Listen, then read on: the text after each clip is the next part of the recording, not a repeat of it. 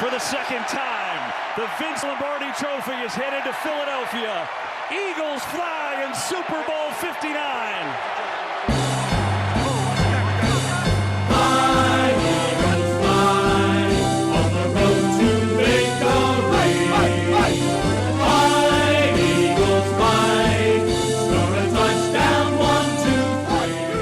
Listening to the Hallal and Hickey Show live Wednesdays 2 to 4 on WMLN 91.5. The Eagles are flying, and we're joined here by Jack Hallal and Declan Hickey for episode 4 of the Hallal and Hickey Show. Jack, Declan, how are you guys doing today? I am doing great, Chuck. The Eagles won. No repeat for the Chiefs. GOAT conversation's over between Mahomes and Brady. I was obviously, if you tuned in the last episode, I was rooting for the Eagles. Wasn't too confident that they were going to win. They came out with the win. So I am very, very happy about that. Don't worry about that EAS. We can continue on. Those happen sometimes. Declan, what do you think of the Eagles' win in the Super Bowl? I mean, hey, I had a great weekend. It was amazing. Hey, and like I said last show, I called it. I said the Eagles were going to win. Now, to be fair, I didn't think they were going to win by that much. But hey, I was one of the only people that called it. It was like, oh, the Chiefs. There's no way the Chiefs lose this. There's no way. There's no way the Eagles come out with a win. But like I said, Vic Fangio, the biggest X factor in the game. Like I said, and he came up with it with a huge win. It was a great weekend. I had a great time. Had some like people over to watch the game with. So. All around a great weekend, and all around, hey, the Eagles got it done when they were supposed to, like I said. Jack, Declan, now take us a little bit through some of you talked about Vic Fangio. I'll start with you, Jack, after Declan talked about him. What's some key players or defense, offense? What was a key to this win for the Eagles? Yeah, I mean, I think that whole D-line for the Eagles was a pretty big X factor. My former Bulldog guy, Jalen Carter, was also a big X factor in that game. He was pressuring Mahomes. He was getting into Jalen Carter though too. Oh. There's multiple players here, Declan. It's not just one. Yeah, I mean, come on now. No, but I was saying multiple. I'm saying like Jordan Davis is another dog. Jordan Davis, Josh Sweat was also amazing. Yeah. So I guess Declan will tell you more about that. Defense for the Eagles, but again, I think that defense did their job. Sirianni had a game plan. What's the defense coordinator's name? Vic Fangio. Vic Fangio. He obviously had a game plan. They executed at a very high level. They sent the house. Cooper DeJean played great. I thought the secondary was great. And, I did say this to Chuck and you, Declan. I said this before. I don't know if I said it exactly on air, but I remember telling you guys I think Saquon Barkley will have the worst game of his season in the Super Bowl, and he did. Now, luckily it wasn't important, like it wasn't a big, they didn't lose because of it, but I said that would happen. I just had a feeling, and luckily they won. But yeah, no, my X factor players were definitely that whole defensive backs and that D line for the Eagles, and just what an execution from Sirianni and Vic. And what do you think, Declan? Yeah, I mean, yeah. Hey, they were able to stop the run. Mm-hmm. Like, that was the one thing that the Chiefs could hang their hat on, but then they just didn't expect it, or like I don't know if they didn't game plan for Jalen Hurts. But by the way, Jalen Hurts, what an amazing game! What an amazing story. I mean, what an amazing win for his legacy so far.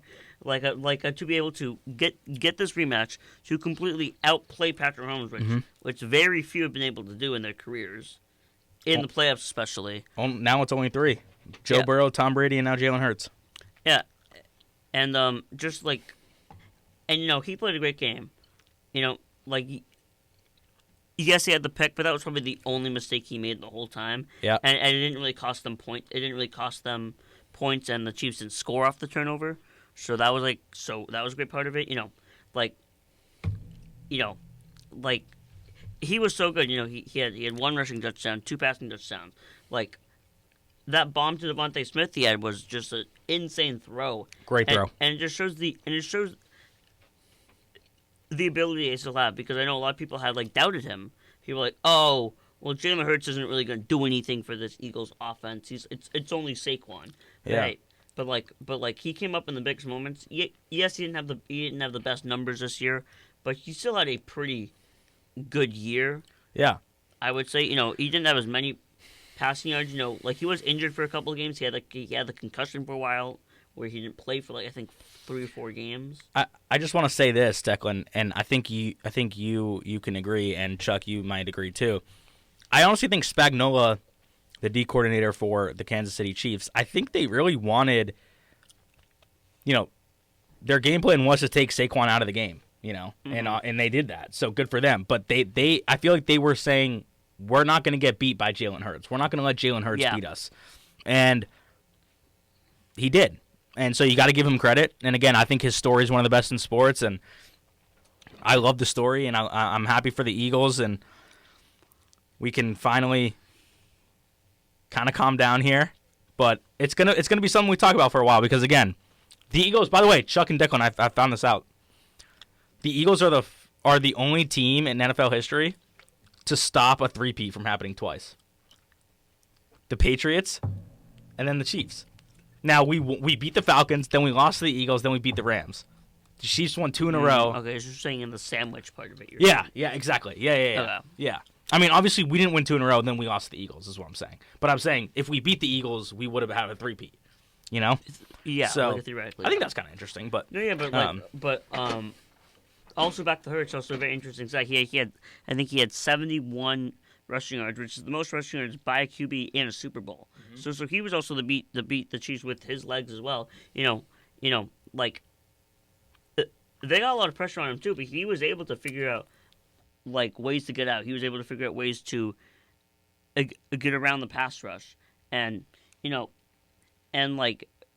this performance for me puts him right back into the top 10, and maybe in those top 5 arguments. I don't know if he's exactly top 5, but this win puts him back into those arguments of being a great quarterback. Yeah, because there are a lot of people who had doubts about him this year. I completely agree. Who had doubts all season, but I think just even this performance proves the great quarterback he can be. Mm-hmm. He didn't really make any mistakes. He played in an almost perfect game. Mm-hmm. I would say, and like you said, the Chiefs defense didn't think that Jalen Hurts could beat them. Mm-hmm. They didn't think he had any chance, but he proved them wrong, and it was a great story for him, like you said. Also the offense run by a Kellen Moore, Kellen Moore had a very good job at he knew how to adapt. Yep. Which is sometimes hard for offensive coordinators. Mm-hmm. Because it's once your game plan that's worked all year doesn't work anymore, mm-hmm. then they kind of crumble. Right. But Kellen Moore and the whole Eagles coaching staff just did an amazing job, I feel like. Completely agree. Well, for you guys now, what disappointed you from the Chiefs? What were they not able to do that, quite frankly, lost them the game? I'll start with you, Jack. Yeah, well, I mean, again, I think Mahomes looked flustered. Isaiah Pacheco got nothing going. Kelsey was a liability. I just named the 3 big threats on the Kansas City offense, and they couldn't get anything going, like I just said. And I've never seen I've watched Mahomes play for a while now. That's the worst I've ever seen him play. At least start a game. That was awful. He looked flustered. I don't know what was wrong with him, but he was not comfortable. So I think the biggest reason the Chiefs lost that game, they weren't ready. They didn't come out. They didn't rise to the occasion. Their offense let them down, and you saw it when they panned over to the Kansas City sideline, and you could see all those offensive players on the bench, kind of with their heads down and just showing kind of just I don't know, almost quit, right? Whereas the Patriots down 28-3 were all right, let's go. Brady was let's go, fellas, But yeah, something was off, and I don't know what it was, but their offense got nothing going. For me, I don't really know if I was that disappointed because yes, it's shocking that the Eagles won, but it's not that much of a shock. Like, just because, like, they were the best defense all year. Like, nobody else was better than them. They had the best offensive line. They had the best linebackers. Maybe not the best secondary, but they still had a very, like, top 10 range thing. But, no, I think the biggest shock is probably, like, is how poor, Patrick Mahomes played. Like, because yes, he's never played that bad before. It was, like, shocking. You know, the pick he threw to, like, a Cooper DeJean for the pick six was just like, I think it looked like it was a throw, like, out of anger. It looked like he didn't have anybody open, really, and he just, like chucked the ball right there, and he couldn't really find anybody, and it just seemed like he couldn't adapt. He wasn't able to adapt like he has all season, and like he has almost his whole career. And Declan, I think, kind of going back to what we said earlier, you know, with how great the pass rush is for the Eagles, I think the Kansas City O-line was overwhelmed.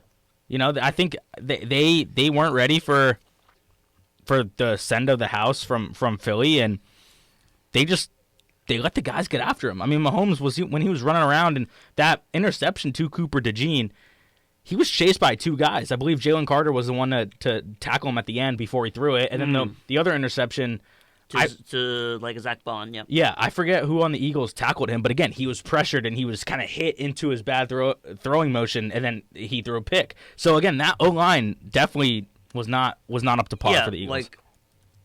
I'm sorry, for the Chiefs.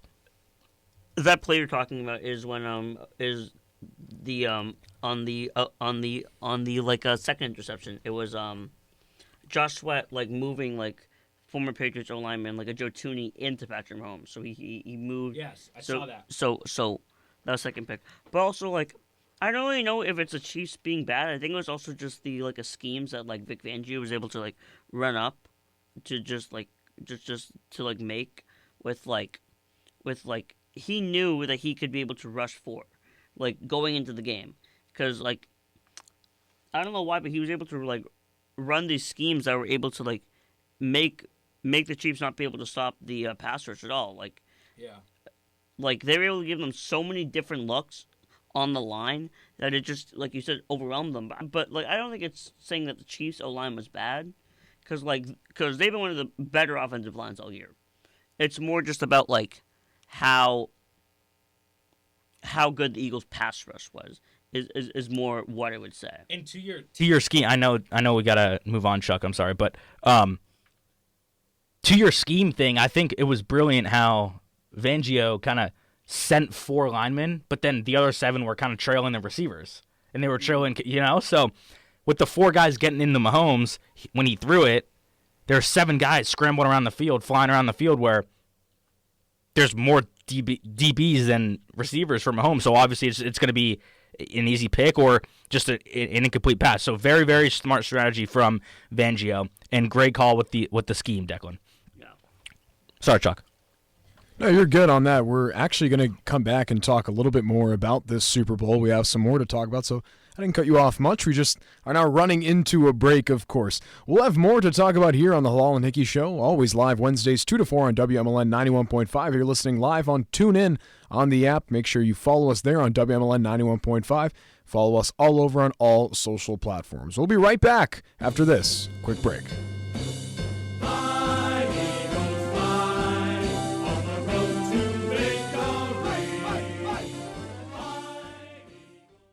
Joey from Vermont, a farmer trying to get through the winter. Adriana from South Carolina, a single mother living paycheck to paycheck. Liam from Ohio, an injured father struggling to provide for his family. Hi, I'm Shanola Hampton, and I support the Feeding America network of food banks because they help provide over 6 billion meals to people in need each year. Learn more at feedingamerica.org. Don't you wish your life came with a warning app? Stop. That dog does not want to be petted. A heads up before something bad happens. You should not send that text. Uh-oh. Life doesn't always give you time to change the outcome, but prediabetes does. With early diagnosis and a few healthy changes, you can reverse prediabetes and prevent or delay type 2 diabetes. To learn your risk, take the 1-minute test today at doihaveprediabetes.org. Brought to you by the Ad Council and its prediabetes awareness partners. Ernie Johnson and Charles Barkley welcoming you back to Susan's Cubicle here in Accounts Payable. What an afternoon of non-stop bookkeeping action, Charles. Are you kidding me? She set herself a reminder to get out of that chair and move. That's a smart use of a timeout. She's still reading her emails while getting her heart rate up and moving her muscles. Healthy habits could lower your risk of cancer. That's a crazy move. Stand Up to Cancer and Optum want to help you reduce your risk for cancer. Visit takeahealthystand.org. Hey, wouldn't it be great if life came with a remote control? You know, you could hit pause when you needed to, or hit rewind, like that time you knocked down that wasp's nest. Uh-oh. Well, life doesn't always give you time to change the outcome, but prediabetes does. With early diagnosis and a few healthy changes, you can stop prediabetes before it leads to type 2 diabetes. To learn your risk, take the 1-minute test today at doihaveprediabetes.org. Brought to you by the Ad Council and its prediabetes awareness partners.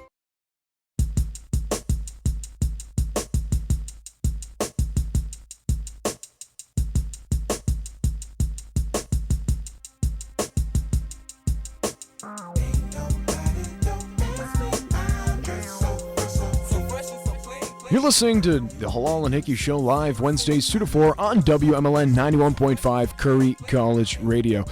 Jack Hallal, Declan Hickey, Declan Hickey, Chuck Luarasi, your producer. We got some more on these Philadelphia Eagles after a big Super Bowl win over the Chiefs. Declan will wrap it up, talking a little bit about stats from this game. Declan, take it away. What a great intro, Chuck, you know. Declan Hickey. Yeah. I guess that's my new name now for Chuck, apparently. But yeah, just some stats to talk about. You know, I'm gonna start off with like the crazy set they had in the first half on the broadcast. Is that out of the 20 dropbacks that Patrick Mahomes had, they already had about 10 pressures on the 20 dropbacks, making it a 50% rate, and just an overall crazy stat to look at just from a first half standpoint to be able to go against a team that well, and also, you know. They were able to get 6 sacks in Patrick Mahomes, which is also the most times he's ever been sacked in the game. Yep. Which was a complete shock that he's never been sacked that much, and it's so crazy about to happen. I think another set they had about 16 total pressures, which is an absurd number for what happened. Yeah, I mean, again, look, like I said. There was a clear going into that game. There was a clear game plan set by Fangio and Sirianni that they needed to set the tone with their defense, set the tone all game, and get the offense going with the energy and the adrenaline that those DBs and those D linemen were ideally playing with. And again, I think that first drive, when I'm almost positive the Chiefs went 3-and-out on that first drive, and that was a great defensive stand. And honestly, I was like, wow, okay, the Chiefs actually didn't threaten the red zone or threaten midfield or whatever on that first drive they had. So again, I think my biggest keys to the game. It's got to go to the defense. It's got to go to that D coordinator, Fangio. And look, again, Declan, you said it. I couldn't have said it better than you. It's great defensive execution. Sirianni finally got his championship, and just happy for the Eagles. Really happy for the Eagles. Yeah, and just a great game plan, but also goes back to the point that if you really look at this roster. This might have been one of the most stacked rosters you've seen in a while. It's basically trying to compare it to that early 2000s a Ravens team that had their defense with so many great players on it, and it just seemed so stacked, and that they were a team that were never going to be stopped. Because like you said, there's so many great defensive players on that team. Cooper DeJean, Zach Bond. Josh Sweat, Jordan Davis, Jalen Carter. And they're young too. Yeah, They're young. and like a Quinyon Mitchell, also the other rookie corner they drafted this year. C.J. Gardner-Johnson played well. Oh my, yes. Oh C.J. yeah. Gardner-Johnson played really well. So, yeah, again, I think we can both agree that what a defensive tone for that Eagles team. Yeah. What do you think, Chuck? What I think is that group of guys for the Eagles played extremely well. And that gave them the opportunity to ultimately win the game off of pressures, right? And we talked about the sacks, we talked about the pressures, and without that, I think the Chiefs would have done what they do offensively: stay consistent, score the football, run out the clock, play fundamental football. It's just it wasn't there. Yeah. I mean, when you're down 24-0 at halftime and you haven't gotten a first down, that's when I'm like, all right, it's over. That's why I didn't really have the threat of potentially them coming back, because I'm like, hey, it might not happen because obviously you're down by that much and you haven't gotten a first down. The defense is doing something that it hasn't done, even though Had's been a great team. Playoffs are the playoffs. Best teams play each other. So I think that's the only way that they picked that one up for sure. Yeah. Yeah, and like you said, your point about them playing like fundamental football, a moment that you could really see in the game that like, oh, this might be like a really loss is when they go down like 20-0, but they also did get the ball back, and there was a chance to maybe get like a touchdown, and then they would also like have the possession coming out of halftime, and once they got the ball back after it was like 24-0, they went 3 and out. And that was kind of a moment that that I saw, and then and many people saw that, hey, this actually might be over because they had an error in where there was supposed to be no more margin of error in the game. It was kind of it was like, hey, you have to play perfect from here on out, and having to go like a 3 and out before the second half is just dropping the ball, I think, for me, and is just right there where I think the Chiefs lost the game. Yeah, I mean, again, I said this to you, Chuck, and Declan, pre-show, and I said this. I said there's something about that game where I felt like I don't feel like the Chiefs will be back there. Really? Next year, I don't. Really? Yeah, I don't think that's crazy to say. I don't think it's crazy to say either. I'm just really but interested. Kelsey's getting old.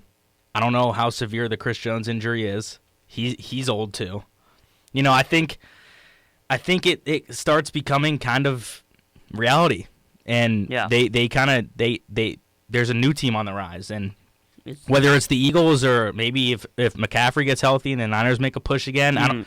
But I think we're gonna stop seeing the same team get to the championship every year, and I think the Chiefs are maybe gonna have a 4-year drought now. I mean, who knows? I hope that's the case, because I would like to see ideally new teams win. I was happy for the Eagles, and now Mahomes is 3-2 in Super Bowls, and that's kind of eye opening, because obviously when he gets to the next one, he's gonna be like, oh my God, if I don't win this one, I'm gonna be 500.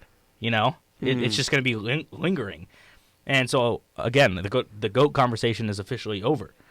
I was scared. It was getting threatened, and especially if he were to win on Sunday, it was definitely getting threatened. But I think this is really putting into perspective that new teams are on the rise. People have found ways to beat this Chiefs team, although it didn't seem like it in the regular season.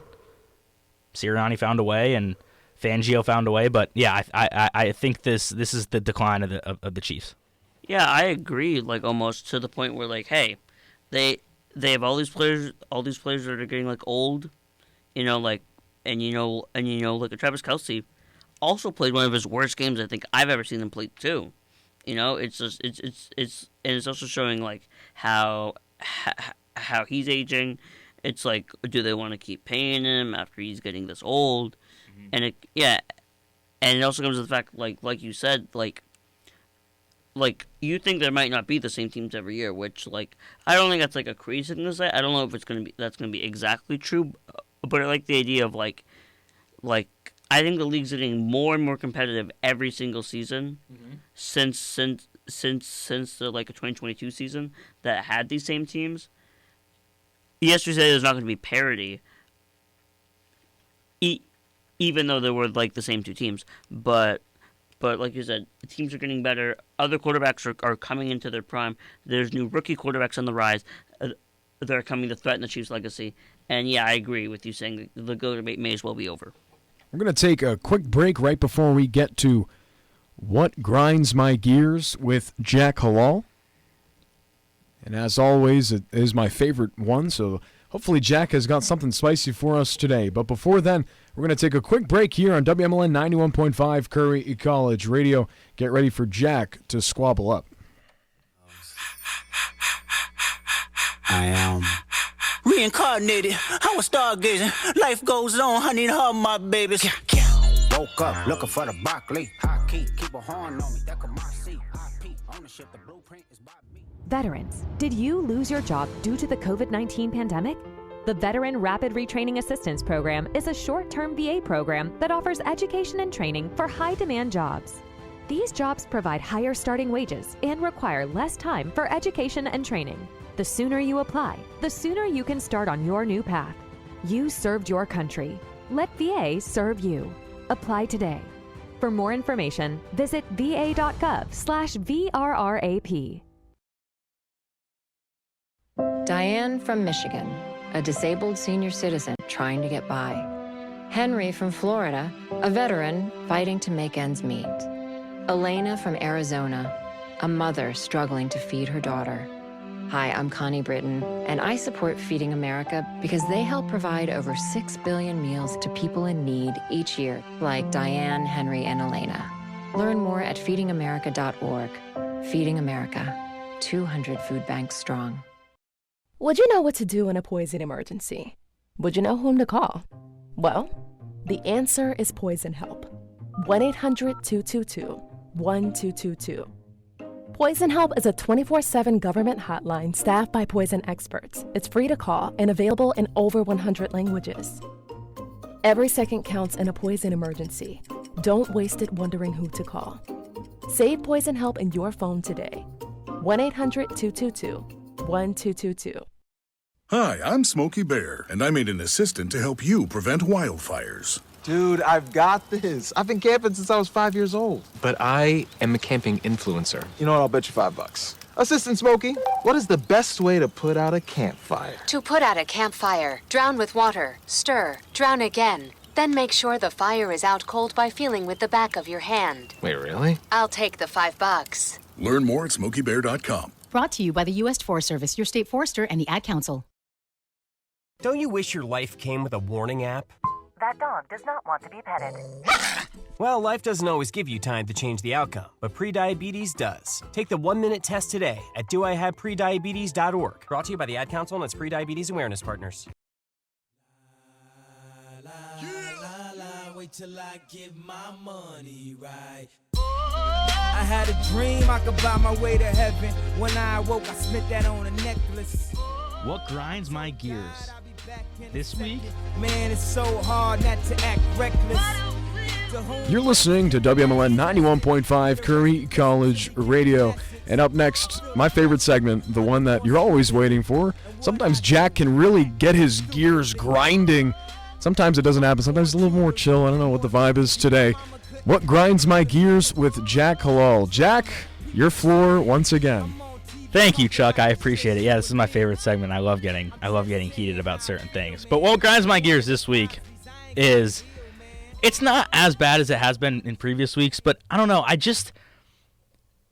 love watching the Super Bowl, regardless who's playing, but I'm not a big Super Bowl halftime show guy. Like, I can understand why they do it. I just don't love it. Like, especially if a guy like, Kendrick, with him having this beef with Drake, it's like, to me, it's like, come on. Like, we're kind of, I've heard so many of my friends being like, oh, my parents were like, oh, why is this so relevant? Or why are people saying something about Drake when Kendrick's performing? Like, no one really, I think it was definitely targeted towards us, the younger audience, which was fine. But again, I think like the halftime shows and I get it. The Super Bowl is more of an event, right? I understand that. But I don't know. At the end of the day, like it's a game. You know, it's all right. I just want to watch the game. You know, the Super Bowl Sunday. I want to get the game over with, and I don't care about. No offense, I don't care about Kendrick Lamar. I don't care about Drake. I think the beef is ridiculous. They're grown men. I think they can figure it out without embarrassing one on $150+ million viewership sporting event on the Super Bowl.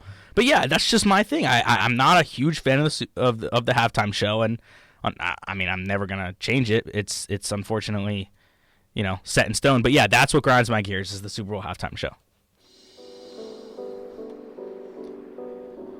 Jack, halftime show, not a fan. I get it. Yeah. Declan, are you upset about it? I'm upset. I mean, I'm not that. Hey, I'm not that upset about it. You know, I'm a Drake fan. Like, I will say that on air.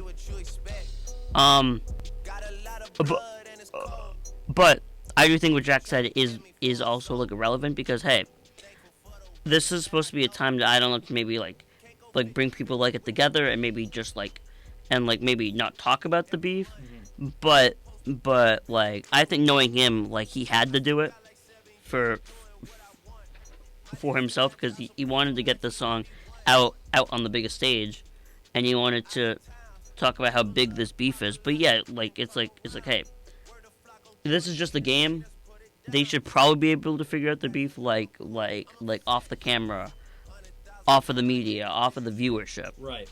Like, I agree with saying like, hey, like this is a game, and then maybe and maybe like I think they should try to maybe bring back multiple artists. 10 seconds. Like, try to have music that's for everybody here to try to bring people together during an event and a halftime show like the Super Bowl.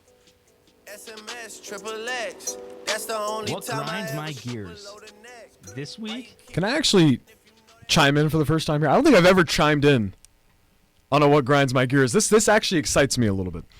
So you said music that brings everybody together, right? That might be the plan.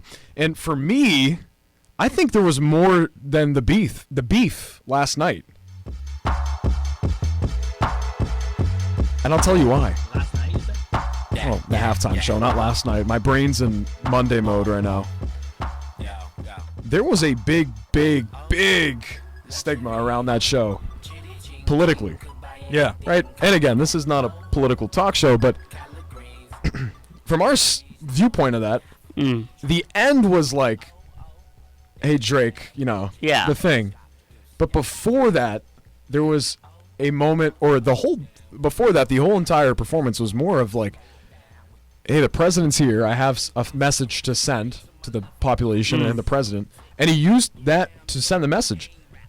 Now, I don't know if it's a loaded question, but to both of you, while we have a little bit of time on this, was that a cool thing for him to do, to kind of share his message on a stage like the Super Bowl when you have the opportunity to do that?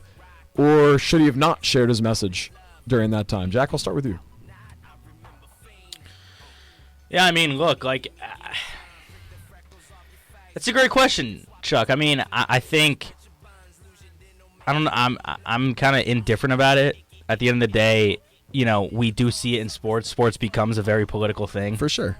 But what I've seen with other sport organizations is they do their political, you know, athletes or whatnot, people in that organization say political things outside of the game. They wait for an interview. They wait for post game or whatnot. It's not in the game. It's not during a. You never see LeBron James or Kevin Durant or Steph Curry take a shot at the government during their 20 seconds before they go into the locker room with, I don't know, Allie LaForte or whatever her name is. They kind of wait for the right moment. I understand it's a big moment. It's a Super Bowl. A lot of people watch the Super Bowl, but again, the game's the game. Let the game be played. If you want to have a message to be sent out, do it in a different way. All right, Declan.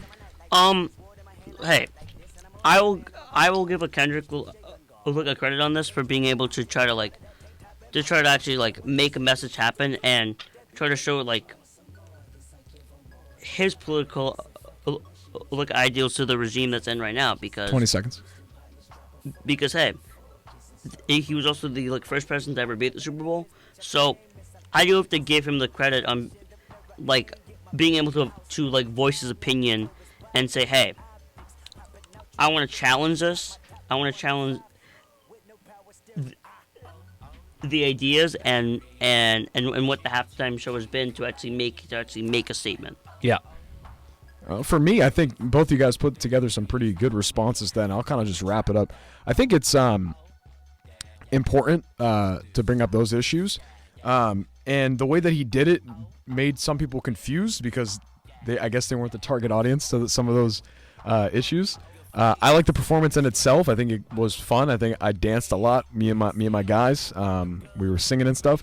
So I think that it was a good performance. And to the old people that didn't like it, sorry, it's not the artist you want it to be. But sometimes that's kind of what you have to deal with.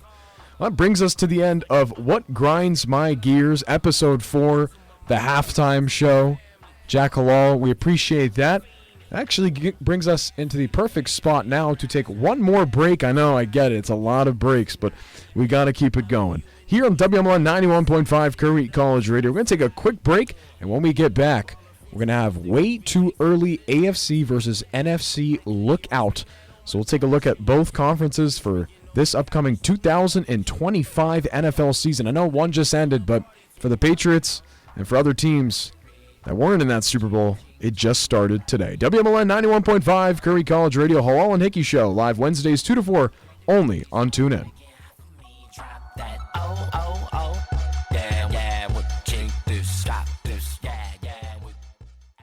If only life had a remote control, you could pause or rewind. Well, life doesn't always give you time to change the outcome, but prediabetes does. Take the 1-minute risk test today at doihaveprediabetes.org. Brought to you by the Ad Council and its prediabetes awareness partners. Hi, I'm Smokey Bear, and I made an assistant to help you out, because only you can prevent wildfires. Hey, Assistant Smokey Bear, call me Papa Bear, because I'm grilling up dinner. Do you get it? Yes, good job. So, what should I do with all these coals? Don't just toss them out. Put them in a metal container because those embers can start a wildfire. I understand. The stakes are high. Ha, ha, ha, ha. Learn more at SmokeyBear.com. Brought to you by the U.S. Forest Service, your state forester, and the Ad Council. Hey, son, how are you feeling? I'm fine, Pops. What's on your mind? I can't explain it. When your kid can't find the language, find the lyrics. Start a conversation at sounditouttogether.org. Brought to you by Ad Council and Pivotal Ventures. Hey, son, how are you feeling? I'm fine, Pops. What's on your mind? I can't explain it. Navigating without a compass, eyes waiting, started to wonder. Metamorphosis, the loss of who you thought you was. When your kid can't find the language, help them find the lyrics. Listen to the Sound It Out album and get tips and tools to start a conversation at sounditouttogether.org. Brought to you by Ad Council and Pivotal Ventures. We received the news that nobody wants to hear. Your child has cancer. St. Jude made us feel that everything was gonna be alright. Finding cures, saving children. Learn more at stjude.org. Kids, they're just different than us. Finally, their cancer treatment will be too. Introducing the Dare to Dream Project from the Leukemia and Lymphoma Society. Help us transform treatment and care for kids and support all our work at LLS.org. Your family is your legacy. Planning for a natural disaster will make sure you're all safe. Visit ready.gov/plan today for the tools and tips you need to protect that legacy. That's ready.gov/plan, a message brought to you by FEMA and the Ad Council. Dad, I picked up your pills, made your lunch, and your laundry is done. When you care for a loved one, you take care of everything. But are you taking care of yourself? Find free care guides at aarp.org/caregiving. Brought to you by AARP and the Ad Council. I love this song! I love nachos. Loving everything? You might be buzzed. You know what I'd love? A ride when it's time to head out. If you see a buzzed warning sign, call for a ride when it's time to go home. Buzz driving is drunk driving. A message from NHTSA and the Ad Council.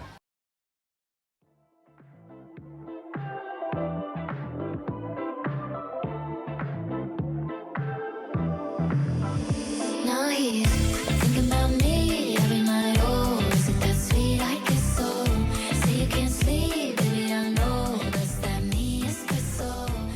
You're listening to WMLN 91.5 Curry College Radio, where we give you your shot of espresso here on the afternoon drive, 2 to 4. Hallal and Hickey show live Wednesdays, 2 to 4. We're always working late. Declan Hickey, Jack Hallal. Up next here is AFC versus NFC Lookout, as we're now awaiting the next 2025 season for the NFL. We're going to start with Declan. Pick your teams to make the postseason. Way too early predictions here on the Hallal and Hickey show. Declan? Yeah, I'm just going to start off with talking about the team who I think will have the best chance to get the Super Bowl out of the AFC, and one of the teams that will have the best chance to beat the Chiefs. And I'm going to go with the Baltimore Ravens. I think have the best chance. That's your 1 seed? That's my 1 seed. One seed Baltimore Ravens. Okay. 1 seed Baltimore Ravens. Mark that one down. I think the 2 seed is still going to be the Chiefs. Like, the Chiefs are still going to find a way to be the team to beat. But I still think the Ravens will have a better season than they did, and I don't think that the Chiefs are going to keep up this rate of winning 15 games like they did last year. So Ravens 1 seed, Chiefs 2 seed. Let's keep it going. And I think obviously it's probably going to be the Bills 3 seed. The Bills are probably going to win the AFC East again. I think that's going to be for the 4th time in a 4th or 5th time in a row, which is sad to see. But yeah, so I'm going to go with them. Like, they're probably going to win. They're probably going to win the AFC East. There's no way. There's no world in which they don't. So yeah, so I have the Bills at the 3 seed. Continue. Yeah, you got a postseason to fill out. Yeah, 4 seed I think is obviously going to be the Texans because I don't think anybody else has a chance in the AFC South division.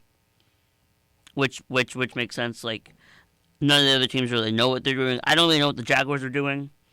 I don't really, and the Titans are doing a complete rebuild, and the Colts are the Colts. They completely don't know what they're doing. They completely have bad ownership and bad general managers. All right, fill out the rest of this postseason. Wild card? Okay, so the 3 wild card teams. You got the 5, 6, and 7 seed. I think the 5. I think it's going to be the Cincinnati Bengals. I think the Bengals don't win it, but I think the Bengals have a very way improved year. I don't think they'll go 9-8 again. I think they'll make the playoffs. I don't know what the record would be. I think they might win 10 games. I don't see them winning 11 or 12 or having a chance to really win the division. So they're going to be the 5. The 6 seed is where, and this is where it really gets interesting. I think the 6 seed will be the Denver Broncos.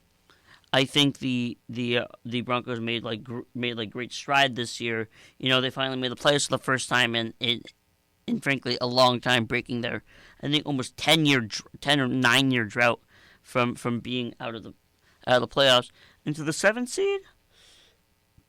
7 seed is where you have I think a number of teams that are going to have a fight. I think there's going to be a lot of teams in the hunt. I think in the hunt's going to be like the Chargers, the Colts, the Dolphins, even the Jaguars, and maybe even the Patriots. Now I don't think the Patriots will make it, but I think they might be one of those teams in the hunt. And of those teams, I think for now I still have to go with the Chargers just because they have such good coaching. It's just there's always going to be question marks about what Herbert can do in the playoffs. So 7 seed is going to be the Chargers for now. All right, Declan, your AFC way too early predictions for the postseason. The Ravens at the 1 seed, Chiefs at the 2, Bills at the 3, Texans at the 4, Bengals at the 5, Broncos at the 6, Chargers at the 7, and you can lock that in. Episode 4, Declan has made his prediction for the AFC. Now, Jack Hallal, bring us to your predictions for the AFC. Yeah, I'm going to go slightly quicker here than Declan because I already have kind of my thing planned out. Whenever you're ready, Chuck. Okay, 1 seed I got the Bills at 1. I got the Ravens at 2. I got the Bengals at 3. Chiefs at 4. What? I don't interrupt for a second, but the Bengals couldn't be the seed if the Ravens are the seed because it goes by the division winners. Actually? Yeah. Okay. So sorry, like I don't interrupt, but like I just want to make sure you do the prediction right. So I'm sorry, but just like I would just remember that you can't have the Ravens and the Bengals be in the top 4 because only one of them can win the division. Okay, It's all based on division. all right. Bills 1, Ravens 2, Chiefs 3. I'm gonna go. No, I'm gonna go Texans 4, Bengals 5, Steelers 6, Broncos 7. All right. Okay. Making strides. An interesting one for sure. Jack, you had to figure out the divisions there, but you still got something. For Jack's locked-in predictions, the Bills at 1, the Ravens at 2, Chiefs at 3, Texans at 4, Bengals at 5, Steelers at 6. And who'd you have at your 7? What? Who was your 7? I said 7 was Broncos. And Broncos at 7. I might have missed that one. And you know what? For the heck of it, I'm going to give you my AFC predictions for the top 7 teams into the postseason. They're going to be very similar. All 3 lists are going to be similar. Maybe. Maybe they will. By the way, I want to apologize. I don't know how I messed it up happens, the seedings. okay? All right, so for me, Chiefs at 1, Ravens at 2, Bills at 3. Yeah, my top 4 is going to be a little different. So Texans will still be at 4. Mm-hmm. 5, the New England Patriots. 6. Hey, listen. I like the confidence in the boys. Hey. I don't mind that. I don't mind the Patriots confidence in the at 5. boys. Patriots at 5. I think Steelers at 6. Broncos at 7. When can we play the Sports Center not top 10 music? Because that list was an L. So Patriots at 5. And we gotta wrap it up there. We don't have enough time to keep talking. Patriots at 5. I'm leaving it at that. You can go back to this when we make the playoffs at 5. And that's all we have for the AFC predictions. Now we're gonna move quickly through the NFC, starting with Declan. Declan, what are your picks for the NFC? NFC. Okay, so one is gonna be the Eagles. Okay. One's gonna be the Eagles. I think 2 is gonna be the Lions. I think the Lions don't have as good of a year, but I still think they have a very good year. Next up, I'm gonna take the Rams at the 3. I think the Rams still have another good year from Stafford. I still think, yes, they are going to lose Cooper Kupp, but I still think they have the ability, and they still are a very great team because there's no question marks about what the Niners are, and just their health concerns. For 4, I'm actually going to do a shocker. I'm actually going to go with the Falcons to win the NFC South. So the Falcons will be the 4th seed. I think 5th seed is going to be the San Francisco 49ers. At the 6th seed, I'm going to go with the Green Bay Packers at the 6th seed, and with the 7th seed, I'm going to go with. You know what? I'm just going to switch it. I'm going to put the Commanders at 6 and the Packers at 7. Jack, what are your predictions?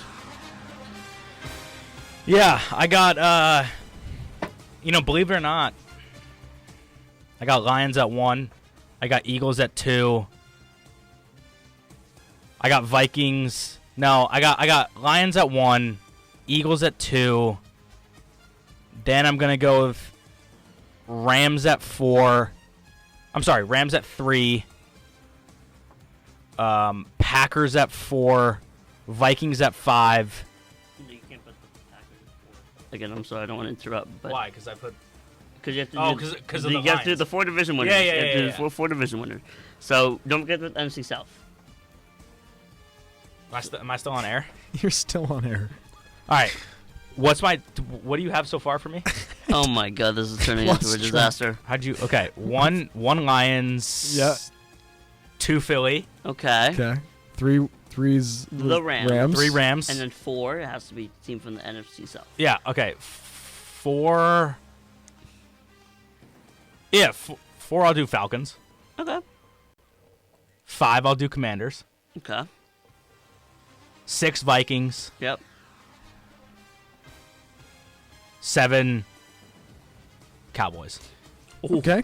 Cowboys sneaking in there. 7 Niners, actually. Get rid of Cowboys. Okay. 7 Niners. Okay, you just took back. Okay.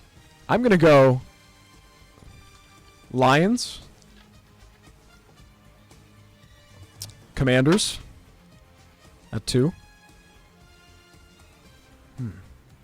Eagles 3.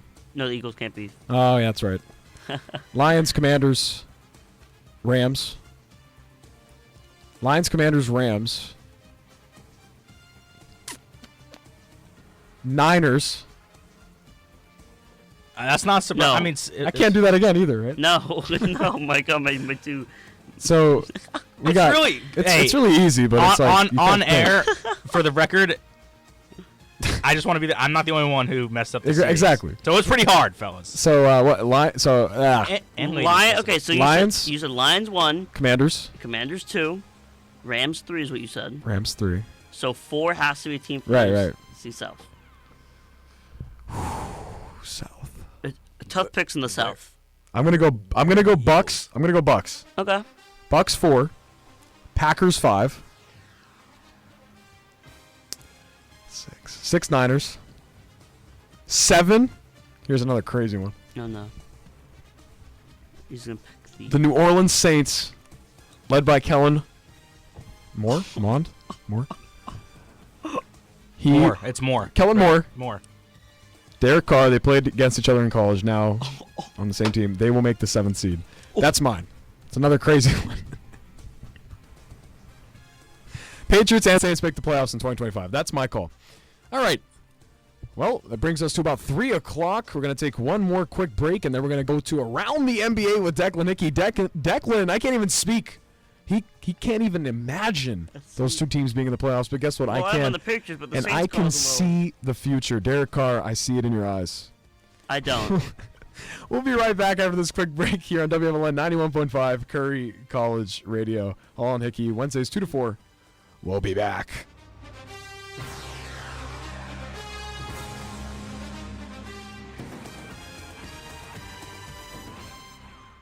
Women hear a lot about self-care these days. Advice on ways to relax, exercise, eat healthy, and more. Those are all great. But one of the most important self-care steps we can take is making sure we're financially secure later in life. That means saving money for retirement. It's never too late to start, and it's the kind of self-care that brings peace of mind that lasts. For small steps you can take to save for retirement, visit WeSaySaveIt.org. That's WeSaySaveIt.org. A message from AARP and the Ad Council. Today, a new creature walks among us, causing fear, mayhem, and injury. Stay back, children. Look out for the dreaded digital deadwalkers. With faces pressed against their little handheld devices, they put all good citizens in harm's way. Hey, dude, I'm walking here. Oh, sorry, I didn't see you. A public service message from the American Academy of Orthopedic Surgeons, who want to keep everyone well connected with healthy bones.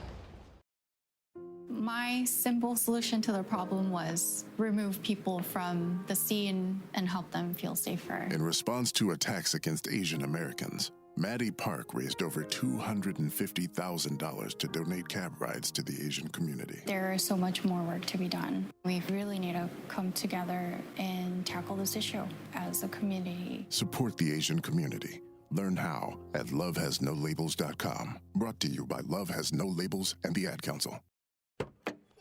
As you go about your daily life, look closer. Every year across America, a staggering 4.2 million youth are homeless or trafficked. Covenant House is the national leader providing safe housing for youth, 50 years strong. Every youth who walks into Covenant House gets clean clothes, hot meals, medical care, and a safe place to sleep. So, look closer at Covenant House and help us fight youth homelessness. To help or get help, go to covenanthouse.org. Turning my pain into purpose is pretty much what I have done to start this foundation. In August 2020, after the death of George Floyd, Bridget Floyd and other family members established the George Floyd Memorial Foundation in support of the Black community. It's going to take more than just us as a foundation. It's going to take the community, the world, to make a change. Fight for racial justice for the Black community. Learn how at lovehasnolabels.com. Brought to you by Love Has No Labels and the Ad Council. Serving in Vietnam, a grenade took my ability to see. I'm Michael Naranjo, and I'm a veteran. Today, I'm a sculptor. My fingers are my eyes. DAV helps veterans like Michael get the benefits they've earned. They help more than 1 million veterans every year. With DAV, more veterans can shape their lives into a thing of beauty. My victory is bringing beauty into the world. Support more victories for veterans. Go to DAV.org. Serving in Afghanistan, I was shot in the head by sniper fire.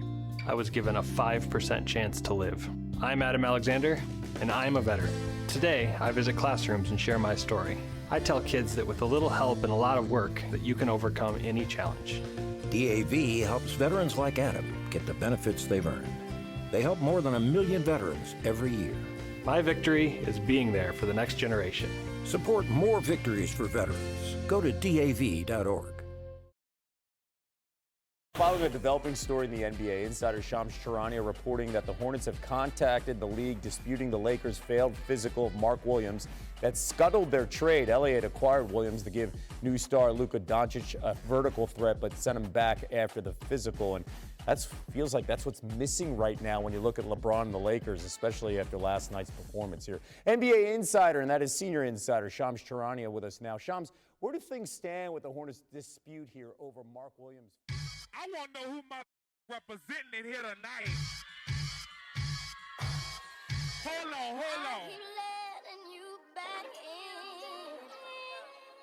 How can I explain myself? You said you cared for me, Louisiana. Murder on the beat. You're listening to the Hallal and Hickey Show live Wednesdays 2 to 4 only on the TuneIn app. You can watch our video on demand on YouTube. You can also listen to us on Spotify and Apple Music. It has been a very, very interesting time in the NBA. And why not bring it to Declan Hickey, who is the head of our NBA and basketball side of things, for his segment Around the NBA with Declan Hickey. Declan, take us through this Mark Williams trade. It got rescinded by the league or by the Hornets and the Lakers due to that physical. Take us through it. Yeah, just all around like a weird situation that happen at the trade deadline. Because as you know, this trade like was rescinded almost 48 hours after it had been announced. Both players had basically already packed up all their things and moved. So it's like you were saying. So what had happened is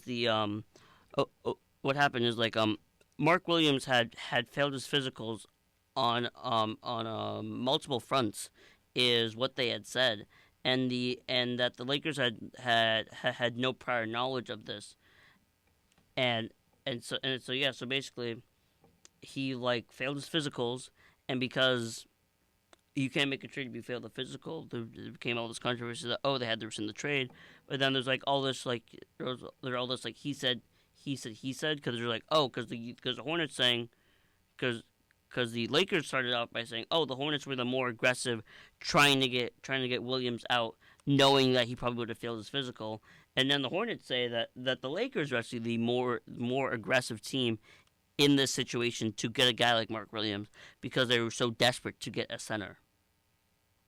Jack, you are a big LeBron guy. We've known this from the beginning. What does this mean for Luka and LeBron? They don't have a big now. They're going to have to go and search within because trade deadline's gone. So, Jack.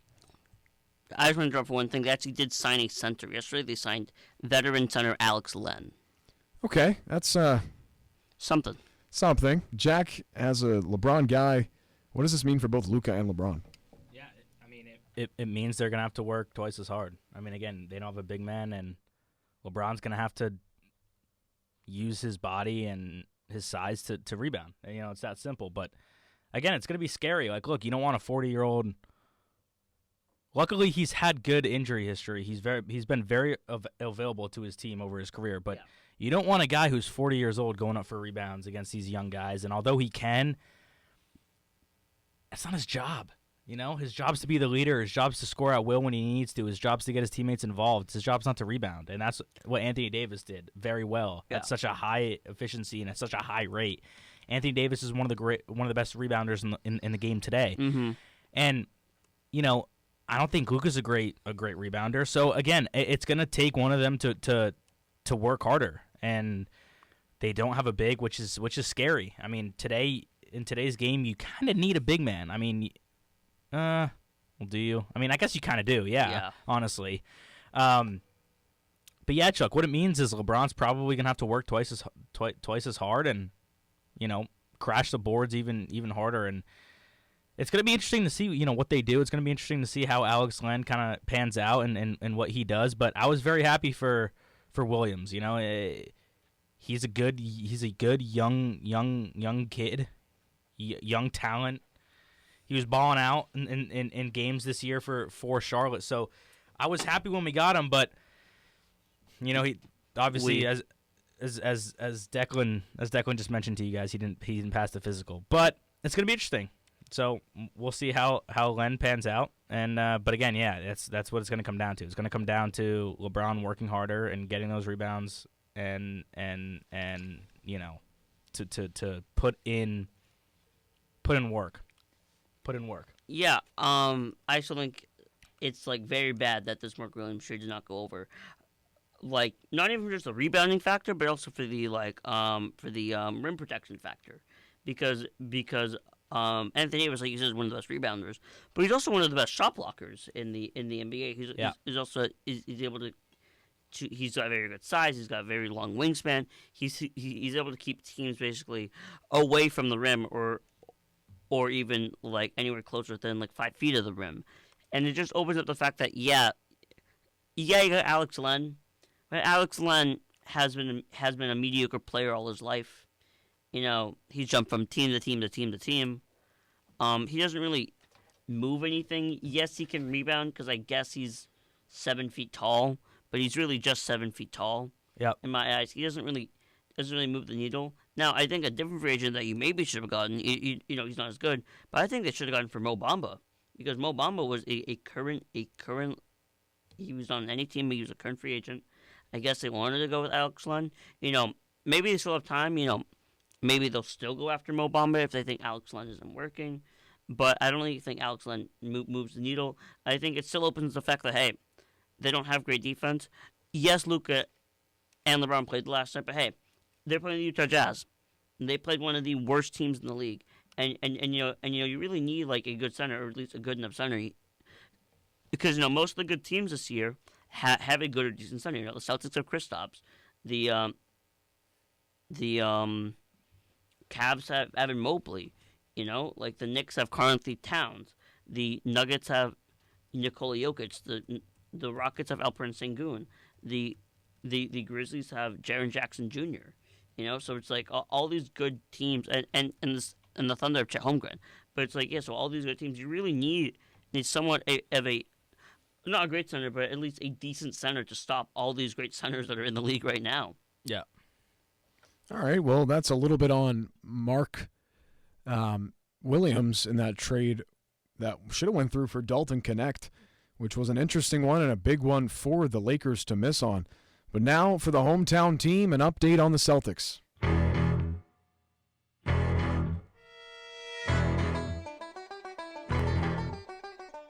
Here's Tatum.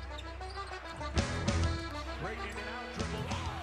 He set off the smoke detector on the first bucket of the game. Jason Tatum, a little screen and roll. Cornette does a good job taking the right angle. That in and out dribble. The Celtics have been on great pace. Dropped one against the Mavericks. One of those, throwaway nights, of course. But they have been on fire. Aside from that, Declan, take us through this Celtics squad. They look good. How do they look coming out of the East right before this All-Star break? They look very good. They've been really good in these last couple of games. They beat the Cavs.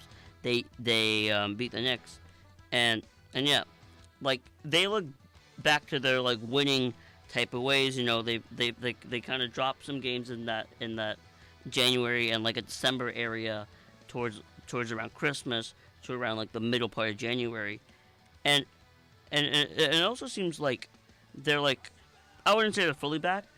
I still think they are the 2 seed for now, but I can see them getting that 1 seed as of now, just because they've been able to beat great teams. Yes, they dropped that game to the Mavericks, but that's just a fluke game in my eyes. It's not really something that's gonna make me very concerned. I think they've been very good. Hey, even with the injuries they've had, they've had Kristaps injured. They've had a Drew Holiday out for a good stretch of games, and it still shows that that core is there. Jason Tatum in these last 2 games, 40 points against the Knicks. He shot about 50% of the field and 50% from 3. And then the other game last night versus the Heat, which is a new Heat team, but they actually look somewhat good. Looks solid. And he dropped, and again he dropped 33 points, 50% shooting, and just under 50% from the 3-point line. So he's been playing better. He's been making way improvements. Jaylen Brown's been way better defensively all of a sudden, and hey, Derek White's finally back. Hey, this is the Derek White I know. It seemed like Derek White had been missing for a month. Now it seems like he's back to hitting his shots, playing defense, and I think the Celtics team is hey, I didn't think before there was a chance of that 1 seed. Now I think there's a very good chance of getting that 1 seed. Here's what makes me giddy with excitement. This team, now after... Whoa! Oh, my You hearing God. that vocal fry right there? Shout out DL Guerin. Oh, my God. Listen. Oh, my God. That's a great Chuck. class, by the way. If you go to Curry College, take that career speech class. Oh, my God. So, listen. You have to if you're yeah, you have to. Oh, yeah. Sorry, Jack. But I do prep on my classes. here's the thing that makes me giddy. My class standings. The Celtics now in the playoffs, once we get to that point, it's going to be like the Patriots in 2018 where Brady was like, no one thinks we should be here. We're We're too too old, old. too Yeah. slow. That's what it's going to feel like when the Celtics make the finals, because we were talking crazy, we're Boston fans. I mean, we're going to, as soon as, all right, fine, sorry, Jack. But most Boston fans, they panic easily, right? And it's fine because you're used to winning and whatever. Yeah. And your team's held to that standard. Right. And for me now nearing the All-Star break, I really think, and what makes me excited is the fact that this team in the playoffs will look unstoppable. I mean, it's going to be super fun to see them in that element. It's also going to be super fun to have other teams be like, the Celtics, 2 seed? They didn't look that good. How are they still beating us this bad? So that's what I'm looking forward to. And Tatum's been great. Declan, you kind of brought all that stat stuff up, and I'll swing it to you, Jack. What does the state of the Celtics look to you, and what can they continue to do to continue to be dominant? Yeah, look, I mean, as you guys know, I'm a very critical Celtic fan, right? When they play bad and they lose to a bad team that they shouldn't lose to, I let them have it. When they're playing well, I'll admit they're playing well. Look, do I think they're gonna finish the regular season as the 1 seed? No, I don't. Do I think they're gonna finish top 3 and not 3? Of course I do. I think it's gonna be 1 Cleveland, 2 Boston, and 3 New York. Those are gonna be the 3 seeds, and it's gonna be like that when the regular season comes to an end. I don't think that's bad of me to say at all. However, with that being said, if we're the 2 seed, look, I don't necessarily rule us being a 2 seed out of the finals. Look, we can clearly match up against anybody. We've beaten the Cavs this year, right? Twice, right? And in a 7-game series, deep down, do I really think? Is there one team that I think has a legit chance right now that I will say yes, they can 100% beat us in a 7-game series? Probably not. Now, let me tell you something. Amen Thompson. Who? Yeah, that was when he dropped 38 on the Celtics. That was awful. I was livid that Wednesday. That was pitiful. But anyways, I just don't look, if we're fully healthy and Tatum's balling and JB's balling and Derek White actually is making shots and Zingis is doing his thing and Holiday's straight clamps, like we can make a run again. And I think it's, again, this is probably not an unpopular take at all, but it's gonna be a Cavs Celtic Eastern Conference final, and whether it goes 6 or 7, it very well could be. But at the end of the day, do I see us holding that Eastern Conference final trophy? Yeah, I do. Do I think we're gonna win the finals again if we get there? Maybe not. We'll see what happens. Sometimes things can happen. We could get outplayed in the finals. Who knows? But I don't see the Celtics coming out of the number 1 seed. I see them coming out as a 2 seed. I do see them making the East Finals. And again, what I like to see, what makes me confident about the Celtics in the postseason, and I think you guys can agree. I honestly don't, and it used to annoy me because I don't really go to games. I'm not a big going to game guy. I like kind of watching them at my house and, not needing to deal with traffic or transportation or anything. Mm-hmm. But I will say the advantage Celtics have over the rest of the Eastern Conference Finals is when that Garden is rocking, that Garden is rocking. And, people, I think it was Tatum said CJ McCollum was like, is it always turned up like this? And Tatum's like, yeah, it always is. And that was a regular season game. And so during the playoffs, it's loud. And, Mike Breen also vocalizes it. It's thunderous here in the Garden, or like this Garden is rocking. Like, so that's a big advantage. And I know it doesn't have anything to do with the players, my advantage, but that in sports, home advantage and home court goes a long way, and the crowd goes a long way. But I think that's what the Celtics have, is a good home court. It's loud, it's rowdy, the fans have no mercy, the players are comfortable there. So I think we will come out of the Eastern Conference Finals. Is a final win guaranteed for me? No, but I think we're the 2 seed and we come out of the East. Oh, now that we wrapped up there for the Celtics and where we're all kind of on the same page when it comes to where they could potentially be, we're nearing something that's fun. We're nearing the All-Star game. Declan, you have a lot to talk about when it comes to the format. But again, this is a time where players can be a little bit more loose. Some players that aren't in the game can relax. Can grind my gears. Can relax a little bit. I like the All-Star game. Okay, we'll talk about that. But some people feel a little bit more jolly about it. Of course, Jack, the type of guy that doesn't like some of those things, but it's okay. Declan, take us through the format a little bit and what's changed a bit. Yes, so please, Adam Silver. So a very different format. So basically, there's going to be 4 separate teams, and so what they did a couple nights ago. So they had a team of Shaq, Kenny Smith, and Charles Barkley from the TNT crew. Basically draft. Should we read the teams? Yeah, Each one of us can get assigned a team because there's 30. But anyways, go. I will get to that in a minute. But sorry, Adam. So basically, okay. So basically, they drafted teams of 8 from the 24 total All-Stars that were available, and then so it's going to be a sort of like tournament where there's going to be 2 teams play and another two teams play, and where that 4 teams comes in is actually the team that wins on the, I think it is on the Friday night. Whoever wins the Rising Stars game between the Team USA Rising Stars and Team World, like rookies, play. So and then that will decide who plays who. So it'll be like a sort of like weird little tournament thing. I'm not really sure the rules on how long the minutes are going to be for each game, but I'm guaranteed they're going to be shorter for sure, just because they're going to have to play 3 games total in one night. So it'll be interesting to see what kind of happens, and hey, it's kind of like a very new format. The NBA is just trying to find anything that can really stick because in these last couple years, in the last 10 years, it's been very difficult to find the format. It used to be captain's draft, and then East-West, and then it went back to East-West, and then they can't really find the format. They tried to make the score be at like a target score at the end, but they really haven't found the magic that other All-Star games have had. Like I would give credit to even the MLB All-Star game, which is I think one of the best All-Star game formats, or even the hockey, or even the NHL like a format. So yeah, it's going to be very interesting to see. Hey, there's going to be this new kind of tournament style instead of the normal East-West that they've had. Jack, do you have any thoughts from Adam Silver over here about what the All-Star game could look like? Yeah, I actually do. I'm going to look at the camera. I want to be very, very clear to Adam Silver. I never really have had an issue with Adam Silver. More so Roger Goodell. I think he's pitiful. I think he's atrocious.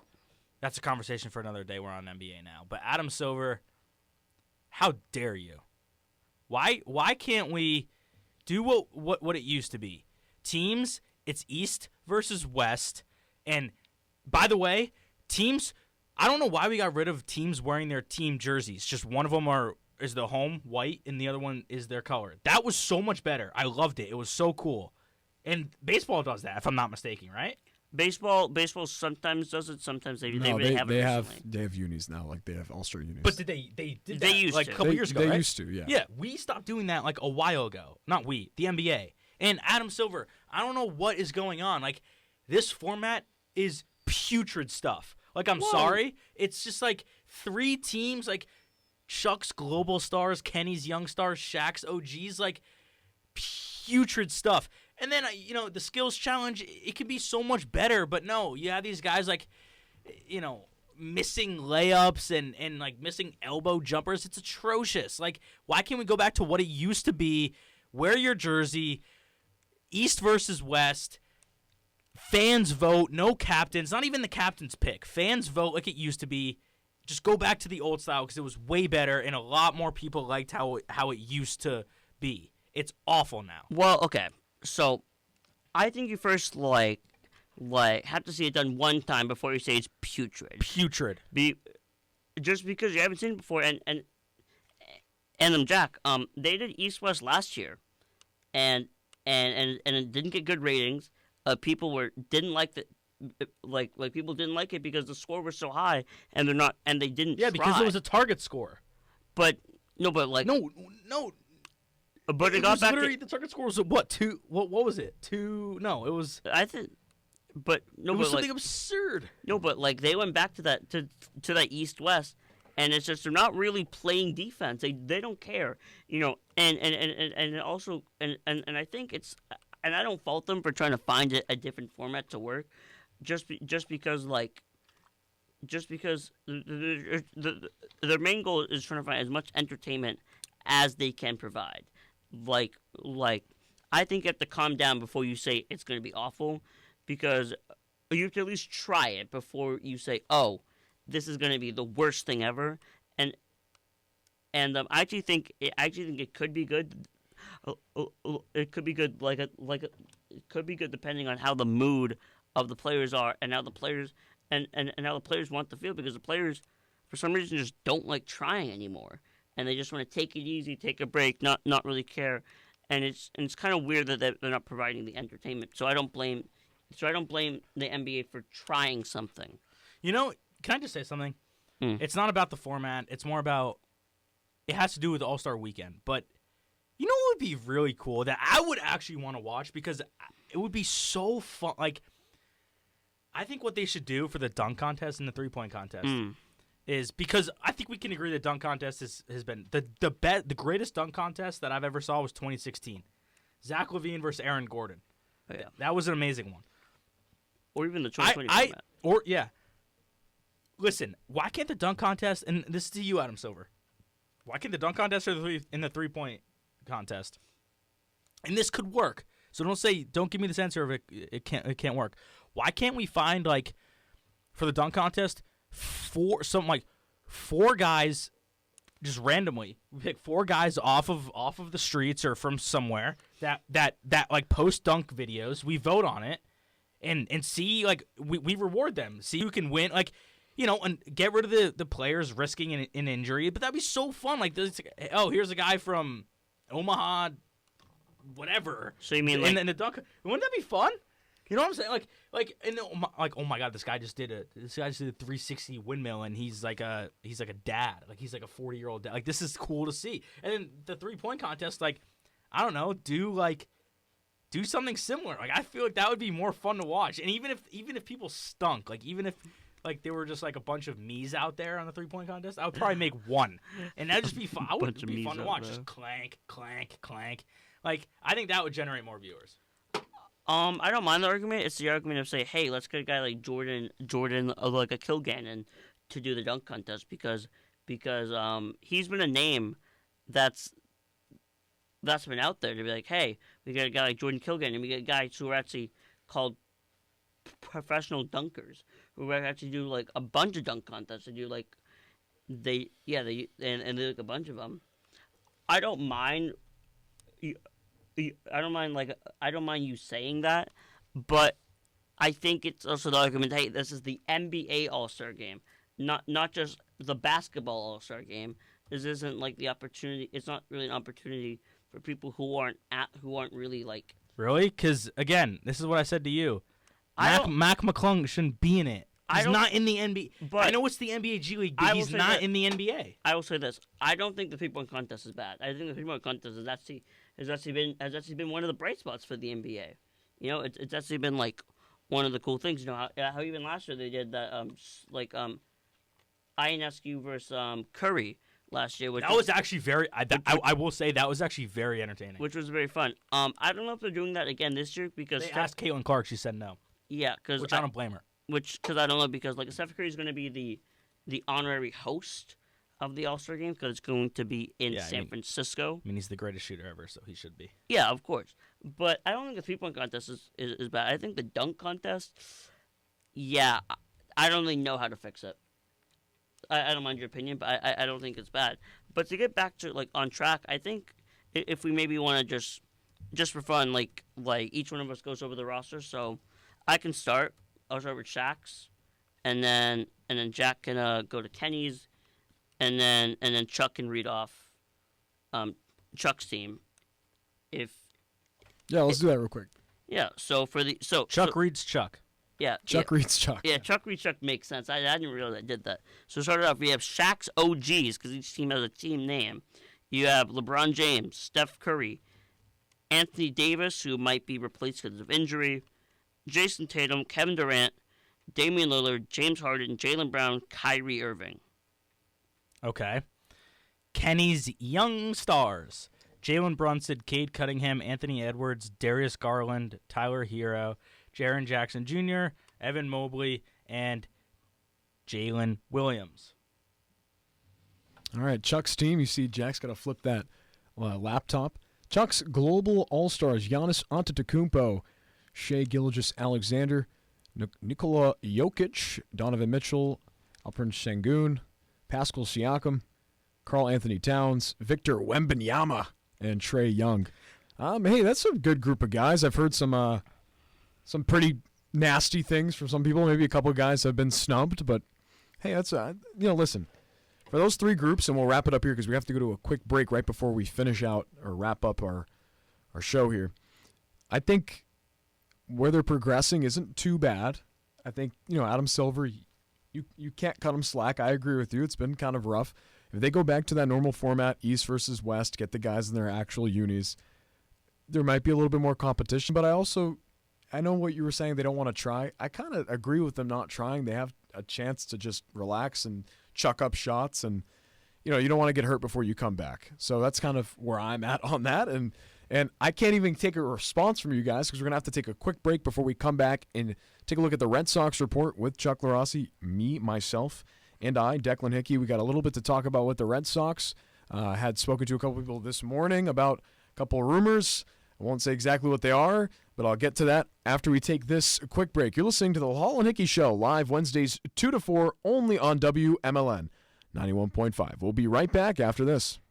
Find your dreams come true, and I wonder if you know what it means. Within 15 seconds of logging onto social media, the algorithm has your daughter in its crosshairs. Congress knows, but it refuses to act. Use your voice. Demand a plan. Join us at the Center for Countering Digital Hate, protectingkidsonline.org. United States Deputy Sheriff's Association is America's largest non-governmental provider of services to law enforcement. For more information or to see how you can help, please visit usdeputy.org. Hi, it's Olivia Munn with my shelter pets, Frankie and Chance, reminding you that when you adopt a shelter pet, you discover all the things that make them unique. Adopt Pure Love at theshelterpetproject.org. Brought to you by the Ad Council, the Humane Society of the United States, and Maddie's Fund. If you love them enough to sit through their favorite boy band with them, then surely you'll check nhtsa.gov/the right seat to make sure they're correctly buckled in the back seat. Brought to you by the National Highway Traffic Safety Administration and the Ad Council. Unlike other health concerns, mental illness is not always easy to see. Sorting out a mental health concern takes professional diagnosis and treatment. If you or a loved one has a mental health concern, learn more at samhsa.gov/support. While serving in Iraq, our vehicle was hit. They didn't think I was going to make it. I'm LaToya Lucas, and I'm a veteran. I had to learn to live with the scars, both visible and invisible. DAV helps veterans like LaToya get the benefits they've earned. They help more than 1 million veterans every year. My victory is overcoming my wounds so I can help other veterans. Support more victories for veterans. Go to DAV.org. At the Equal Justice Initiative, we believe mass incarceration has to end. We have to confront our history of racial injustice and commit to a new era of truth. And the truth can inspire change. Please learn more at EJI.org. Is it exciting to think about what can happen here over the next few years? Absolutely, yeah. It feels young in here. It feels, the energy is awesome. It's electric, honestly. Being next to all these guys, being next to Marcelo, Christian, and all the guys that are here. It's a really fun time, and it's pretty special that we're all here and kind of in a similar situation. So it's going to be an exciting spring, and I think we're going to push each other, and it's going to motivate all these young guys that aren't on the team to look at the young guys who are on the team and say, hey, this is going to be us, and to just enjoy it and learn from these guys and go out and compete. She could my face, I don't want nothing in return. Her body counting who she ain't never my concern. I'm trying to buy my neighbor house. We back yeah. She could my face, I don't want nothing in return. You're listening to the Hallal and Hickey Show live Wednesdays 2 to 4 only on WMLN and on the TuneIn app. Our producer Chuck Luarasi joined here by Declan Hickey. Wow! Second time. Wow. Again, it just doesn't stop that's for me. what we're doing now. Yeah, it's Declan Hickey. I'm gonna be like Cluster. Exactly, and Jack Hallal. Yeah, I'm gonna start doing some names I'm gonna start doing things to look at your last name now. Okay, I mean people already butcher my last name enough, so I Luarasi. Yeah, they say La, it's Lua, but you know what? My stage name is Luarasi or Luarasi. So the Red Sox report here on WMLN 91.5, always led by yours truly. Jack Hallal chimes in when we have to talk about John Henry. When today, actually, we will be my favorite. We'll be talking about you, John Henry. We'll be talking about Roman Anthony. This clip you heard in the beginning. Anthony now coming into camp, no longer looking or viewing at himself as a prospect. Another interesting thing you heard from that clip was him talking about himself, Christian, and Marcelo are kind of walking into this spring training with the thought of making the opening day roster. And we'll get into a couple more things that I had heard this morning. We'll talk about who's at spring training. Everybody's present. I don't think anybody's not there. Me and Jack had sent me a little Instagram post about Rafi Devers, how he's there. He was there since January. That was confirmed. That was true since early January. And he usually spends his time in the DR. This time he came up a little earlier, hit down in Fort Myers. But I guess we'll start with Anthony because he was in that clip. Declan, now with potential, we're looking at. No, actually, I'll have to, before we get to Anthony, I'll have to talk about what I heard this morning or what I actually spoke to a few people about that I can't. What's up? No, We're nothing. whispering. This camera's on right now. Hey, so, I'm I mean, just like, saying. I'm just saying. What were you saying to him? No, nothing. All right, listen. This is a free. We're free for all here. Okay. I mean, they can see us. They can hear us. Yeah. Listen. Yeah. But this morning I had spoken to a few people I cannot name on air, but they know people. They have sources. And we talked a bit about what a potential Nolan Arenado trade would be, and what the what we'd send, what the Red Sox would send, and also how it would happen. So, from my understanding, and also from WHKO, which is a Houston local radio station, they had confirmed that the Bregman has moved to a 4-year deal with opt-outs territory over being in a 6 to 7. And one of the teams is not Houston, so he will not be returning to Houston. The 4 teams include the Red Sox, the Detroit Tigers, the Chicago Cubs, and why do I always forget that 4th one? Red Sox, Tigers, Cubs. And the Blue Jays. And the Blue Jays, unfortunately. Very forgettable team. Very I don't blame forgettable, you. yes. And he should be making his decision either at the end of this week or next week. Once he does that, the Red Sox, apparently, from the people I spoke to, have a trade in place to send Nazan Zenatello, Blaze Jordan, and Josh Winkowski to the St. Louis Cardinals in exchange for Nolan Arenado, the third baseman, veteran guy, Ivan Herrera, one of the big catching prospects, and also he's going to be he played in the major leagues last year, and cash. So, Declan, now that we have those 2 on the table, are they 100% confirmed yet? No. But from the people I heard them from, it is a good place to put your ear and listen to. Scoop Shop. Declan, what do you think? What's the best for not only now with the prospects, because now you're thinking about if you get either Bregman or Arenado, you're obviously moving Devers to DH. And if Christian Campbell makes the roster, he's going to second base, whatever it is. And if Marcelo Meyer makes the roster, you know what I'm saying? So in your ideal situation, what should the Red Sox do now? I think more because I actually think the Nolan Arenado thing is actually the more better deal. For sure. Just because they're getting a guy, like you said, one of the best catching prospects. Ivan Herrera. He was one of the best catching prospects. Played a ton in the major leagues last season. Yeah. So I actually think that could be the better move because not only are you getting a good defensive player who's going to be a vet in that locker room, and might not hit, but has always hit at a decent rate. I think for him too, the monster is going to be good because he does pull off to that left side, so that might make him a better hitter at home, of course. Yeah, that and you get a vet, and then if that deal is true, and that deal actually goes through, then they also get something for the future, just as an added bonus for just getting a guy like Arenado to be hey. Yes, we just lost one of our best catching prospects, but now we're gonna get back another young catcher. I think for me with Herrera, what's nice is that he's not only your backup catcher anymore. He might be your starting catcher. Yeah, depending on how Connor Wong goes. Ahead of Wong. Defensively, Herrera is great. He also has a solid bat. Wong, of course, the singles machine. The guy is unbelievable. Also had one of his best seasons ever. Yes, he did. Year. Again, a lot of those averages were from the singles and stuff like that. So, I get it. But again, I would send that trade in. I would do it now. I wouldn't wait. Yeah. But now let's bring it to the situation where Bregman gets signed and he signs here. What does the lineup look like? Where would you slot in a guy like Campbell? Because now you got an outfield. Rafaela might turn into the utility guy. Yeah, because if you want the best lineup out there, you're going to get Duran in left, or Duran in center, Abreu in right, and Anthony in left, if you want to get the best lineup to hit with. So what do you see here with the lineup, and where would you slot in Bregman? I think Bregman's probably going to go in that third base area, but I could also see a world where he...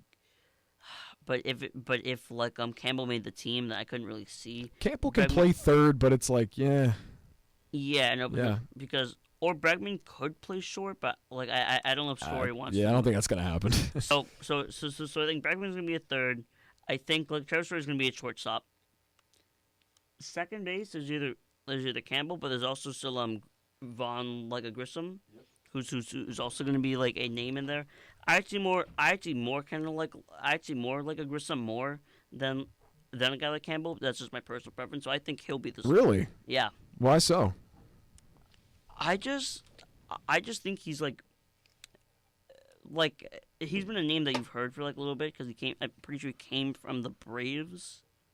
Grissom? Yeah, did he come from the Braves? Yeah, the Chris Sale trade. Yes, It was yes. a horrific trade for the Red Sox, but Horrific you trade. never knew it was going to happen. So Yeah, and I still like him or Campbell. I don't really mind like which one starts, but right now I'm leaning towards Grissom. First base, obviously, TC Tristan Casas. Yep, obvious. So I didn't even have to say that's so obvious. Right. I think catcher is going to be Wong for now, depending on what goes on with the Arenado trade. But like right now we're talking Bregman situation. So obviously Wong. I think center field, obviously Duran. But then it's like I don't really know where to put Rafaela because you could also put Rafaela at the second base too. You could, yeah, but the thing with Rafael is the bat is such a concern that he turns into this super utility guy that can slot in if you need him for the day, and he's so good defensively. But if you want the best offensive team on there, you take Rafael out, you slot Abreu back in, you slot Anthony in, and there's your outfield.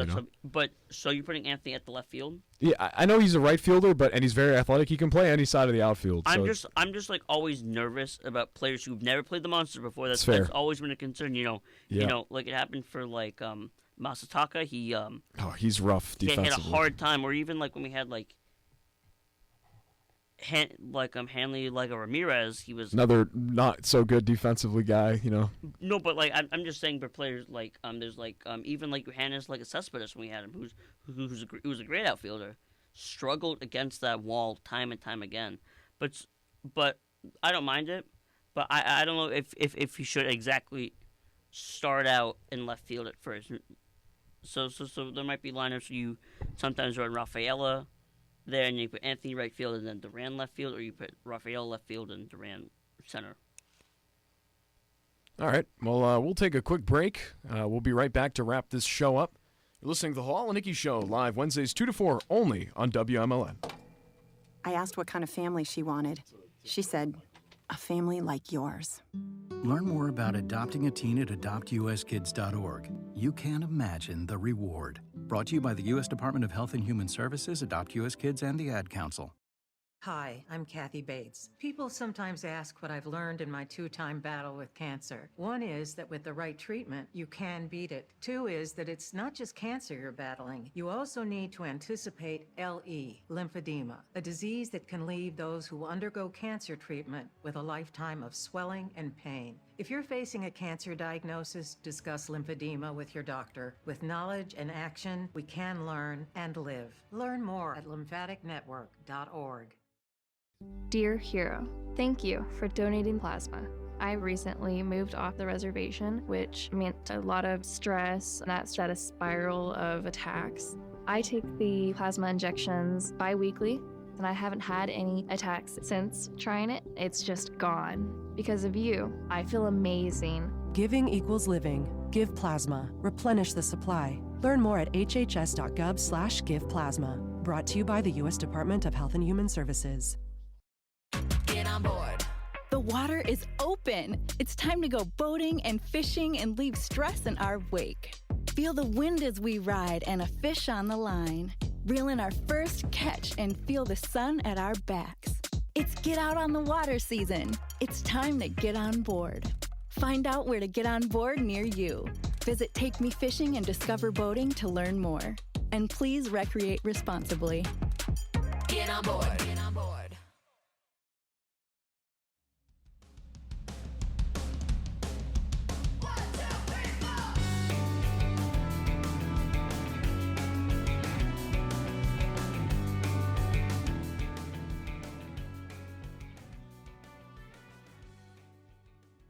You're listening to the Hallal and Hickey Show, Wednesdays 2 to 4, only on WMLN. And Jack, Declan, it's been a great show today. We had to cut our MLB stuff short just for a little bit. We'll talk a little bit more next week. There should be more news on that coming as we return on Wednesday. Jack, any closing thoughts for today's show, and what are you looking forward to in the sports world for this upcoming episode? Yeah, just quickly, I think, again, proud of the Eagles. You know, happy they beat the Chiefs, and can't be any happier. They deserved it. And again, don't be surprised if we see a Celtic-Laker final. Oh my God! But that's what I want to see. But yeah, those are my closing thoughts. And Declan, what do you got quickly? I'm gonna say one thing. I'm tired of the Lakers. Let's not pretend they're. I'm out.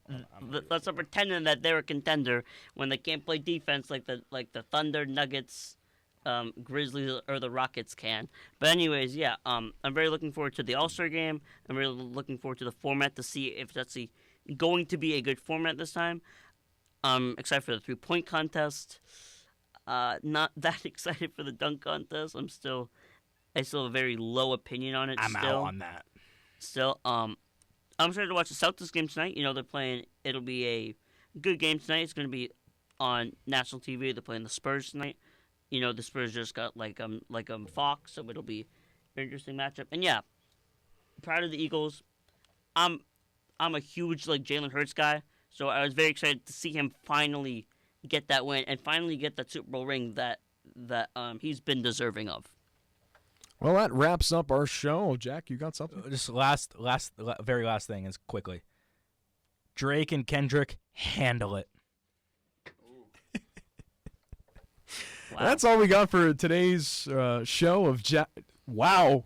I was almost at the Jack and Declan show. Oh, I like that. That was the OG name. That wasn't. The Hallal and Hickey Show, Wednesdays 2 to 4, only on WMLN. Thank you so much for joining us. Yes, sir. Hasta la vista. We'll see you next time here on WMLN 91.5, Curry College Radio, The Hallal and Hickey Show.